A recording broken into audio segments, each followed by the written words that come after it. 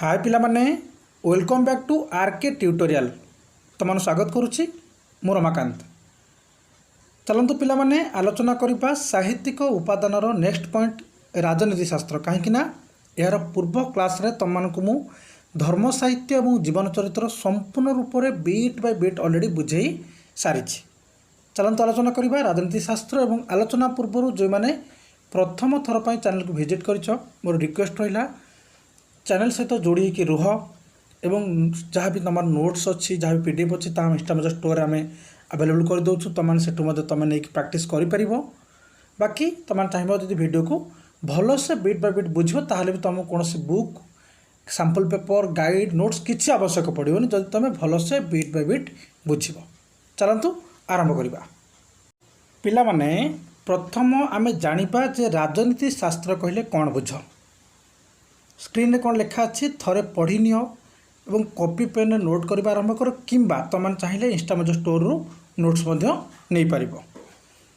पिला माने इतिहास संबंधी तथ्य जहाँ शास्त्र माध्यम आमको मिली थाए बा कौन तथ्य जहाँ कौन ऐतिहासिक व्यक्तिविशेषों द्वारा लिखा जाए बा प्रकाश करा जाए ताहाको राजनीति शास्त्र बोली कहुए।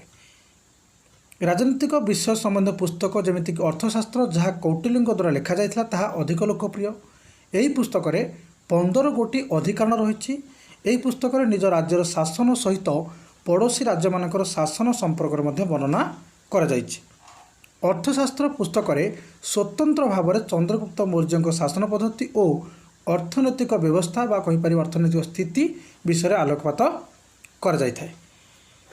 पिला माने राजनीति शास्त्र कहले एमिति एक पुस्तक ग्रंथ आम कहि परिबा जहाँ राजनीति संपर्कीय ग्रंथ मानक मध्यरे माने कौन गणा जाए माने एमिति शास्त्र जो थे आम कहीपर पूर्वपुरुष बा कहीपर आमर राजराजुड़ा अमल तांकर समय से जो पुस्तक वर्णना कर महान व्यक्ति विशेषों द्वारा ताकू आम कहीपर राजनीति संपर्कीय शास्त्र बा राजनीति शास्त्र। एवं यही सब शास्त्र भितर प्रधान स्थान अधिकार करछि जहाँ कौटिल्य द्वारा लिखा जाता। पिला माने तुम गोटे प्रश्न रहा कौटिल्य अन्य नाम कौन ओके मते कमेंट सेक्शन लिखि जणैब। एवं कौटिल्य जो अर्थशास्त्र पुस्तक ना अर्थशास्त्र दि जाए किंतु से राजनीतिर बेसी ज्ञान अच्छी। ये मन रखिए गोटे पॉइंट ना अर्थशास्त्र किंतु अधिकांश आम कहीपर राजनीति विषय से कौन उल्लेखित अच्छी। एवं यार 15 गोटी अधिकरण रही। राज्यर शासन व्यवस्था ता सहित पड़ोशी मानकर संपर्क थिला सुसंपर्क तांको सहित बिजनेस आम कहीपर जहाँ भी लेन देन थिला युद्ध कौशल नाना प्रकार आईन कानून माने कहीपर शर्तावली प्रजाशासन विषय बहुत गुड़ाए आलोचना करा जायछि। एवं स्पेशली स्वतंत्र भाव में कहीपर कौटिल्य प्रकाशित पुस्तक अर्थशास्त्र से चंद्रगुप्त मौर्य शासन पद्धति तांकर अर्थनैतिक अवस्था तांकर शासन समय थिबा जय विजय तांकर कहीपर जहाँ भी लाइफस्टाइल थिला से संपूर्ण रूप से आलोकपात करा जायछि बहुत भल भाव में। सेमती आम कहीपर मनुस्मृति नारद स्मृति एवं कमंड जो लिखिते आम नीतिसार तर अष्टाध्यायी पुस्तक लिखा जाता पाणिनि द्वारा से पुस्तक महाभाष्य लिखिते पतंजलि ये सब पुस्तक जहाँ शासन बा कहीपर पूर्व शासन विभिन्न दिगर विवरणी देता है ता द्वारा आम राजनीति शास्त्र पढ़ा बुझा सक्षम होगा सहित ऐतिहासिक तथ्य आम हासिल कर बुझीपारा पिला माने जिबा आम नेक्स्ट पॉइंट देखा इतिवृत्त कौन नेक्स्ट पॉइंट इतिवृत्त। पिला माने इतिवृत्त कहले आम कौन बुझा ताहा भी एक प्रकार पुस्तक किंतु आम ये मन रखा इतिवृत्त एक प्रकार रचना धरतु इतिवृत्त राजतरंगिणी काश्मीर इतिहास तथ्य मिलता है माने ये इतिवृत्त एमती एक पुस्तक जो एमती एक रचना जो आम पूर्वपुरुषर किसी तथ्य आम हासिल कर राजतरंगिणी हूँ गोटे एमती एक इतिवृत्त अटे जहाँ मुख्य बा प्रधान जो थे काश्मीर इतिहास तथ्य मिलता है। यही इतिवृत्त काश्मीर निवासी कल्हण द्वारा द्वादश शताब्दी रचना करा जायतिला।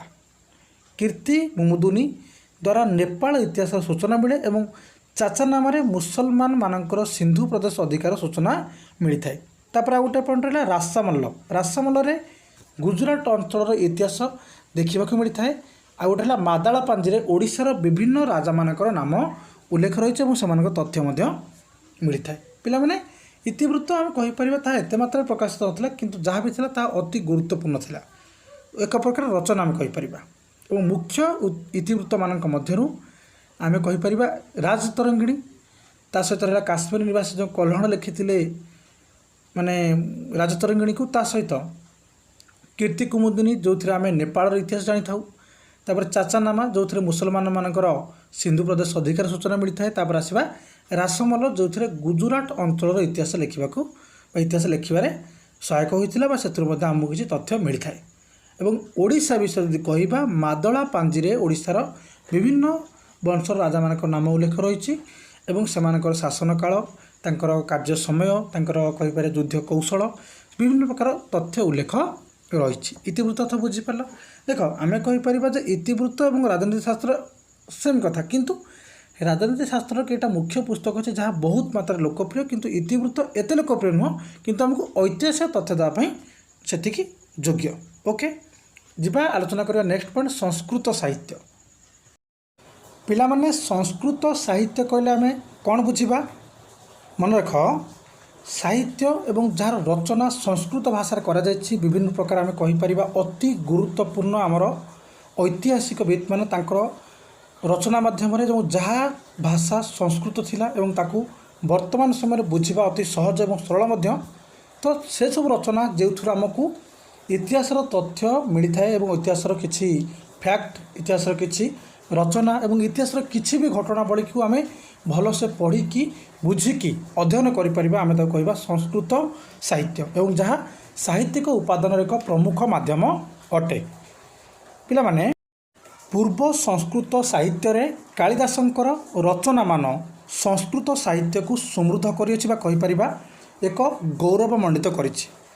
କାଳିଦାସଙ୍କ ରଚନା ହେଉଛି, ଧରନ୍ତୁ ପିଲାମାନେ, ବହୁତ ଗୁଡ଼ାଏ ପୁସ୍ତକ ମଧ୍ୟରୁ ମୁଁ କିଛି ପୁସ୍ତକ ତୁମମାନଙ୍କର ସ୍କ୍ରିନ୍ ଉପରେ ଲେଖି ନେଇଛି, ଯେମିତିକି ରଘୁବଂଶମ୍, ମାଳା ବିକାଗ୍ନିମିତ୍ରମ୍, କୁମାର ସମ୍ଭବମ୍, ଅଭିଜ୍ଞାନ ଶକୁନ୍ତଳମ୍, ସେମିତି ଆମେ କହିପାରିବା ବିକ୍ରମ ବର୍ଷ୍ୟମ୍, ଋତୁ ସଂହାର, ଏମିତି ବିଭିନ୍ନ ପ୍ରକାର ପୁସ୍ତକ ଅଛି ଯାହା ରଚନା କରାଯାଇଛି କାହା ଦ୍ୱାରା? କାଳିଦାସଙ୍କ ଦ୍ୱାରା। ସେମିତି ବରାହମିହିରଙ୍କ ବୃହତ୍ ସଂହିତାରୁ ଜ୍ୟୋତିଷ ଶାସ୍ତ୍ର ବିଷୟରେ ଜାଣି ହୋଇଥାଏ। ମାନେ ବରାହମିହିରଙ୍କର ଯେଉଁ ପୁସ୍ତକ ଅଛି ବୃହତ୍ ସଂହିତା, ଯେଉଁ ଗ୍ରନ୍ଥ ରଚନା ସେ କରିଛନ୍ତି ସଂସ୍କୃତ ସାହିତ୍ୟର, ସେଥିରେ ମାନେ ପୂର୍ବର ଆମେ କହିପାରିବା ଇତିହାସରେ କେତେବେଳେ କୌଣସି ପ୍ରକାର ଜ୍ୟୋତିଷଶାସ୍ତ୍ର ଯଦି ବି ଥିଲା ଏବଂ ଯାହା ବି ଥିଲା ସେସବୁ ବିଷୟରେ ଆମେ ଜାଣିପାରିବା। ସେମିତି ଦଣ୍ଡିଙ୍କର ଅଛି ଦଶକୁମାର ଚରିତ, ଅମର ସିଂହଙ୍କର ଅମରକୋଷ ଓ ବିଷ୍ଣୁ ଶର୍ମାଙ୍କ ପଞ୍ଚତନ୍ତ୍ର, ଏସବୁ ସଂସ୍କୃତ ସାହିତ୍ୟର ଏକ ଅମୂଲ୍ୟ ଗ୍ରନ୍ଥ ରୂପେ ପରିଗଣିତ ହୋଇଥାଏ। ପିଲାମାନେ, ଏସବୁ ଅତି ଇମ୍ପୋର୍ଟାଣ୍ଟ ରହିବ ଏବଂ ତୁମମାନଙ୍କର MCQ ଆକର୍ଡ଼ିଂ ଅତି ଗୁରୁତ୍ୱପୂର୍ଣ୍ଣ। ତେଣୁକରି ଯଦି ଆମେ ଦେଖିବା ଏସବୁ ବିଭିନ୍ନ ପ୍ରକାର ପୁସ୍ତକ ଯାହା ଗ୍ରନ୍ଥ ଆମେ କହିପାରିବା ରଚନା କରାଯାଇଥିଲା ସାହିତ୍ୟିକଙ୍କ ଦ୍ୱାରା ଏବଂ ବହୁତ ବଡ଼ ବଡ଼ ଯେଉଁ ଐତିହାସିକ ଥିଲେ ସେମାନେ ରଚନା କରିଛନ୍ତି। ସେମିତି ଯଦି ଆମେ ବୈଜ୍ଞାନିକ ଦୃଷ୍ଟିକୋଣରୁ ପିଲାମାନେ ମନେ ପକାଇବା, ଧରନ୍ତୁ ସେତେବେଳେ ଥିଲା ସୂର୍ଯ୍ୟ ସିଦ୍ଧାନ୍ତ, ଗୋଟିଏ ଗ୍ରନ୍ଥ ଯାହା ଆର୍ଯ୍ୟଭଟ୍ଟଙ୍କ ଦ୍ୱାରା ଲେଖାଯାଇଥିଲା।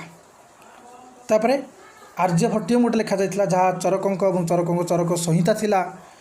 ସୁଶ୍ରୁତଙ୍କର ଥିଲା ସୁଶ୍ରୁତ ସଂହିତା, ମାନେ ଚରକଙ୍କ ନାଁରେ ଚରକ ସଂହିତା ଏବଂ ସୁଶ୍ରୁତଙ୍କର ନାଁରେ ସୁଶ୍ରୁତ ସଂହିତା।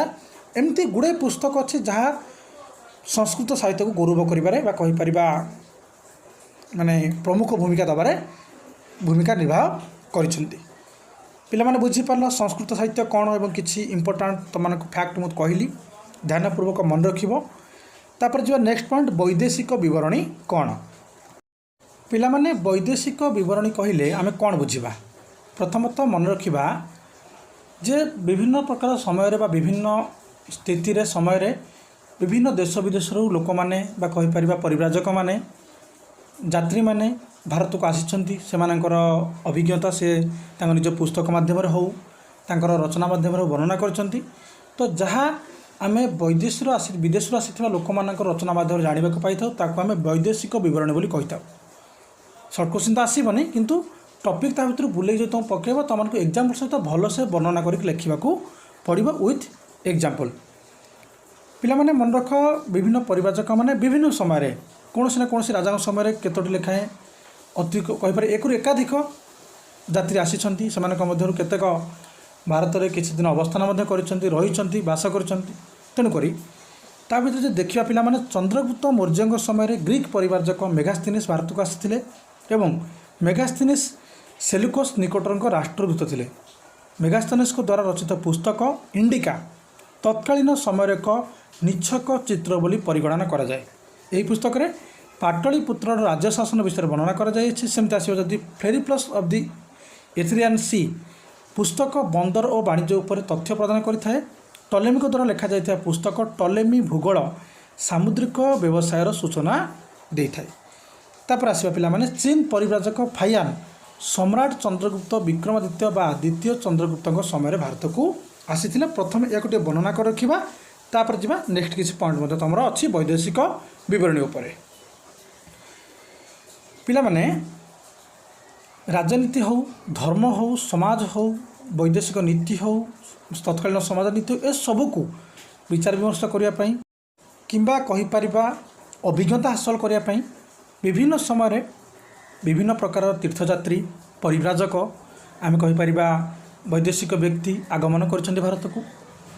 ଏବଂ ସେମାନଙ୍କ ମଧ୍ୟରୁ ପ୍ରଥମ ଏଠି କୁହାଗଲା କାହା କଥା ପିଲାମାନେ, ଯିଏ ଆସିଥିଲେ ଚନ୍ଦ୍ରଗୁପ୍ତ ମୌର୍ଯ୍ୟଙ୍କ ଶାସନ ସମୟରେ ଗ୍ରୀକ୍ର ପରିବ୍ରାଜକ ଥିଲେ ମେଗାସ୍ଥନିସ୍।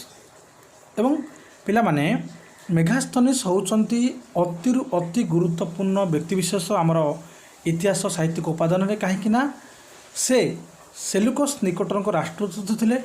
ସେଲୁକସ୍ ନିକଟରଙ୍କ ଏବଂ ଚନ୍ଦ୍ରଗୁପ୍ତ ମୌର୍ଯ୍ୟଙ୍କ ଦରବାର ଯେତେବେଳେ ଚାଲିଥିଲା ଆପ୍ରୋକ୍ସିମେଟଲି କହିପାରିବା 300ରୁ 290 ପାଖାପାଖି ହେବ। ସେ 5 ବର୍ଷ ପାଖାପାଖି 6 ବର୍ଷ ପାଖାପାଖି କ'ଣ କରିଥିଲେ, 10 ବର୍ଷ ପାଖାପାଖି ଅବସ୍ଥାନ କରିଥିଲେ। ଏବଂ ସେ ସମୟରେ ସେ ପ୍ରତ୍ୟକ୍ଷଦର୍ଶୀ ହିସାବରେ ସ୍ଥିତିକୁ, ରାଜ୍ୟ ଶାସନକୁ, ଚନ୍ଦ୍ରଗୁପ୍ତ ମୌର୍ଯ୍ୟଙ୍କର ଶାସନ କଳାକୁ, ଯୁଦ୍ଧ କୌଶଳକୁ, ବିଭିନ୍ନ ପ୍ରକାର ତାଙ୍କର ଅଭିଜ୍ଞତାକୁ ସେ କ'ଣ କରୁଛନ୍ତି, ତାଙ୍କର ଗୋଟେ ପୁସ୍ତକ ଲେଖିଥିଲେ ସେ ଇଣ୍ଡିକା। ସେ ସମୟରେ ସେ ଇଣ୍ଡିକା ପୁସ୍ତକରେ ବର୍ଣ୍ଣନା କରିଛନ୍ତି। ଏବଂ କହିପାରିବା ନିଚ୍ଛକ ଚିତ୍ର କହିଲେ ଯେ ସେଥିରେ ସମ୍ପୂର୍ଣ୍ଣ ରୂପରେ ସତ୍ୟ ଲେଖାଯାଇଛି, କୌଣସି ମିଥ୍ୟାର ବିବରଣୀ ପ୍ରଶ୍ନ ନାହିଁ। ଏବଂ ସେହି ପୁସ୍ତକରେ ସାମାଜିକ ଶ୍ରେଣୀ ବ୍ୟବସ୍ଥା ଆମେ କହିପାରିବା ସେତେବେଳେ ଚନ୍ଦ୍ରଗୁପ୍ତ ମୌର୍ଯ୍ୟ ଯେତେବେଳେ ଥିଲେ ତାଙ୍କର ରାଜଧାନୀ ଥିଲା ପାଟଳୀପୁତ୍ର, ସେତେବେଳେ ତା'ର ପାଟଳୀପୁତ୍ରର ବର୍ଣ୍ଣନା, ସହର ପ୍ରଣାଳୀ, ଶାସନ ପଦ୍ଧତି, କୃଷିକର୍ମ, ବିଭିନ୍ନ କର୍ମଚାରୀମାନଙ୍କ ବିଷୟରେ ସେ ବର୍ଣ୍ଣନା କରିଛନ୍ତି। ଏବଂ ଆଉ ଜଣେ ଲେଖିଛନ୍ତି କହିପାରିବା ଫେରିପ୍ଲସ୍ ଅଫ୍ ଦ ଏରିଥ୍ରିଆନ୍ ସି, ଯାହାର ଲେଖକ ଆମେ ଜାଣିନେ କେହି। ଏବଂ ଯେମିତି ଲେଖା ଅଛି ଫେରିପ୍ଲସ୍ ଅଫ୍ ଦି ଏରିଥ୍ରିଆନ୍ ସିର ପୁସ୍ତକ, ସେଥିରେ ବନ୍ଦର ବିଷୟରେ, ସାମୁଦ୍ରିକ ବାଣିଜ୍ୟ ଉପରେ ତଥ୍ୟ ସିଏ ଦେଇଥାଏ। ସରି ପିଲାମାନେ, ହଁ, ପୁସ୍ତକ ବନ୍ଦର ବାଣିଜ୍ୟ ଉପରେ ଦେଇଥାଏ, ସାମୁଦ୍ରିକ ନୁହଁ, କାହିଁକିନା ସାମୁଦ୍ରିକ ବାଣିଜ୍ୟ ପାଇଁ ଅଲଗା ବିଷୟ ବହି ଅଛି। ତ ପିଲାମାନେ ଏ ଯେଉଁ ପୁସ୍ତକ ଆମର ଅଛି ଦି ଫେରିପ୍ଲସ୍ ଅଫ୍ ଦ ଏରିଥ୍ରିଆନ୍ ସି, ଏଥିରେ କିଏ ସେ ଲେଖକ ଆମେ ଜାଣିନେ, ତୁମର ବୁକ୍ରେ ମଧ୍ୟ ବର୍ଣ୍ଣନା ନାହିଁ। ଏବଂ ସେ ବନ୍ଦର ଓ ବାଣିଜ୍ୟ ଉପରେ ବିଭିନ୍ନ ପ୍ରକାର ତଥ୍ୟ ପ୍ରଦାନ କରାଯାଇଛି ସେ ପୁସ୍ତକରେ। ତାପରେ ଆସିବା ଟଲେମିଙ୍କ ଭୂଗୋଳ। ଟଲେମିଙ୍କ ଭୂଗୋଳ ଯେଉଁଟା ଆମେ କହିପାରିବା, ଯେଉଁଥିରେ ସାମୁଦ୍ରିକ ବ୍ୟବସାୟର ସୂଚନା ମଧ୍ୟ ଦିଆଯାଇଛି। ସେମିତି ପିଲାମାନେ ଆସିବା ନେକ୍ସଟ ପଏଣ୍ଟ କ'ଣ, ଚୀନର ଯେଉଁ ପରିବ୍ରାଜକ ଆସିଥିଲେ ଫାଇୟାନ୍, ସେ ଗୁପ୍ତ ଯୁଗର ସମ୍ରାଟ ଚନ୍ଦ୍ରଗୁପ୍ତ ବିକ୍ରମାଦିତ୍ୟ ଯେ ଥିଲେ, ଆମେ ଯାହାକୁ ଦ୍ୱିତୀୟ ଚନ୍ଦ୍ରଗୁପ୍ତ ବୋଲି ଜାଣିଛେ, ତାଙ୍କ ସମୟରେ ଆସିଥିଲେ। ଏବଂ ସେ ଆସିକି ପାଟଳୀପୁତ୍ରରେ ରହିଥିଲେ। ଏବଂ ମୁଖ୍ୟତଃ ସେ ଅଧିକାଂଶ ସମୟ ବୌଦ୍ଧ ଧର୍ମ ଅବସ୍ଥା ବିଷୟରେ ଆଲୋଚନା କରିଛନ୍ତି। ଦେଖ, ସେ କଥା ନୁହଁ ଯେ ତାଙ୍କୁ ଅଲଗା କୌଣସି ଧର୍ମ ପସନ୍ଦ ନଥିଲା, କିନ୍ତୁ ସେ ଅଧିକାଂଶ ସମୟ ବୌଦ୍ଧ ଧର୍ମ ଉପରେ ଆଲୋଚନା କରିଛନ୍ତି। ଏବଂ ତାଙ୍କ ବିବରଣୀରେ ସାମାଜିକ ଅର୍ଥନୈତିକ ବ୍ୟବସ୍ଥାର ବିଭିନ୍ନ ପ୍ରକାର ସୂଚନା ଆମେ ପାଇଛେ। କାହା ସମୟରେ? ପରିବ୍ରାଜକ ଫାଇୟାନ୍ ଆସିଥିଲେ ଚନ୍ଦ୍ରଗୁପ୍ତ ଦ୍ୱିତୀୟ ବା କହିପାରିବା ବିକ୍ରମାଦିତ୍ୟଙ୍କ ସମୟରେ।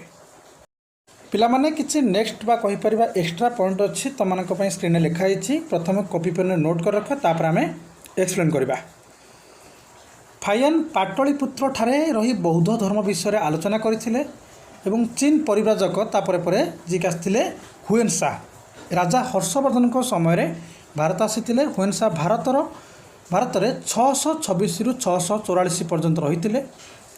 ଏବଂ ସେ 639 ଖ୍ରୀଷ୍ଟାବ୍ଦରେ ଓଡ଼ିଶା ପରିଭ୍ରମଣରେ ବାହାରିଥିଲେ। ହୁଏନ୍ ସାଂ ଭାରତ ପରିଭ୍ରମଣ କରିସାରିବା ପରେ ଗ୍ରନ୍ଥ ସିୟୁକି ରଚନା କରିଥିଲେ। ଗଜନୀର ମାମୁଦଙ୍କ ସହ ଅଲବେରୁଣି ଭାରତକୁ ଆସିଥିଲେ।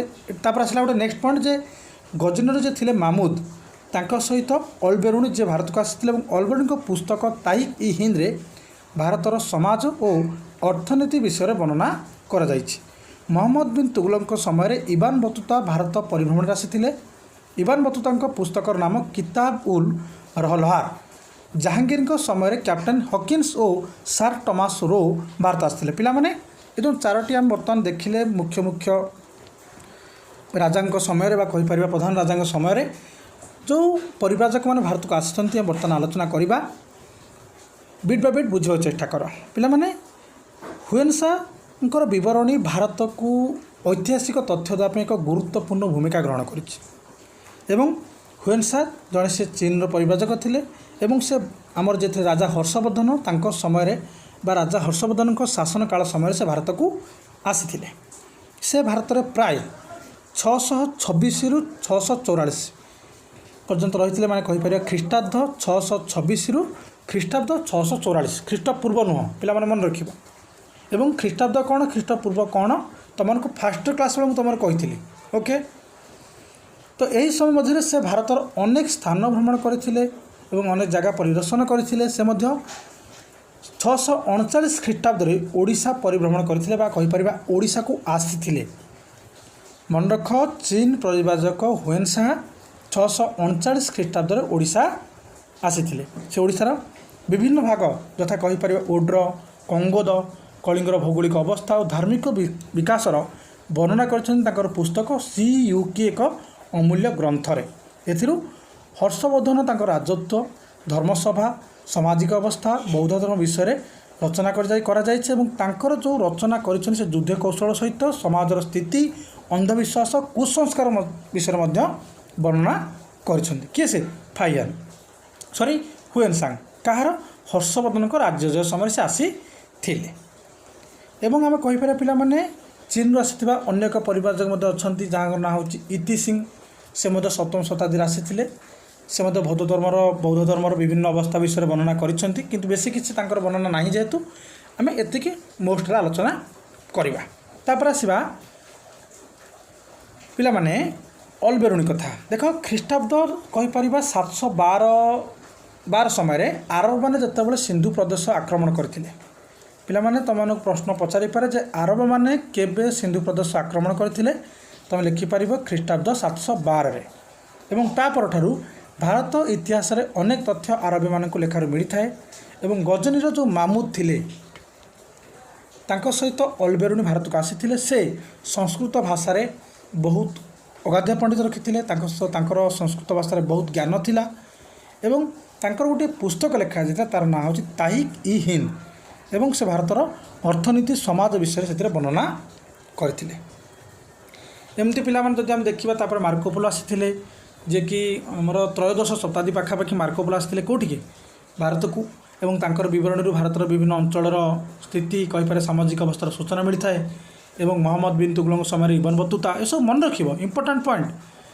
एवं जो मोहम्मद बिन तुगलक समय इबन बतूता आसले तांकर परिभ्रमण से गोटे पुस्तक लिखिले जार ना हूँ किताब उल रहलहार एवं तांकर विवरणी मध्ययुगीय इतिहास अध्ययन में बहुत सहायक हो पारि सेमती विभिन्न प्रकार आमर अच्छा कहीपर धरतु अब्दुल रजाक तांकर विवरणी से विजयनगर साम्राज्य वर्णना कर कुंटी 16 शताब्दी इटाली आसते भारत को कुंटी मन रख जहांगीर समय आसते captain Hawkins sir Thomas Roe एवं से विवरणी मुगल इतिहास एक माने कहीपर प्रमुख अध्याय बा गौरवपूर्ण अध्याय जोड़ी देता से समय एवं एथुर पिला तुमको मोस्टली इंपोर्टेंट MCQ बाहर टॉपिक जब आसब भारतीय मानक इतिहास रे वैदेशिक मानकर आगमन विषय लेख बेसिकाल तुम 5-6टी माने आमर वैदेशिक ना लिख से किसी वर्णना कर कौन समय आसी क्यों राजा समय रे से कौन वर्णना कर पुस्तक आम कौन ज्ञान पाचे से लिखिले मोर दैन सफिशिएंट रहिबो ओके जिबा नेक्स्ट पॉइंट आलोचना करबा मध्ययुगीय साहित्य पिला माने मध्ययुगीय साहित्य कहले आम कौन बुझा मन रख मध्ययुगर इतिहास लिखन पर आम साहित्यिक उपादान को बहुल भाव में व्यवहार करें मध्ययुग जो इतिहास ताहा अति गुरुत्वपूर्ण तथ्य बहन करते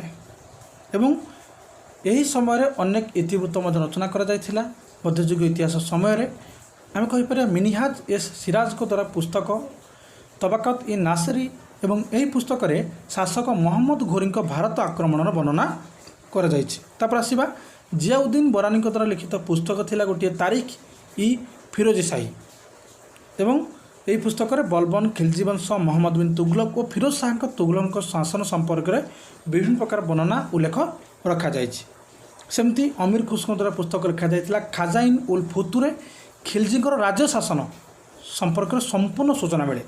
ତାପରେ ଆସିବା ବାବରଙ୍କର ଆତ୍ମଜୀବନୀ, ଯାହାକୁ ଆମେ ଅଟୋ ବାୟୋଗ୍ରାଫି ବୋଲି କହିଥାଉ, ଯାହା ତୁଜ୍-ଇ ବାବରୀରେ ତତ୍କାଳୀନ ସମୟର ଏକ ଅମୂଲ୍ୟ ପୁସ୍ତକ, ଯାହା ବାବର ତାଙ୍କ ନିଜ ଜୀବନୀ ଉପରେ ରଚନା କରିଥିଲେ।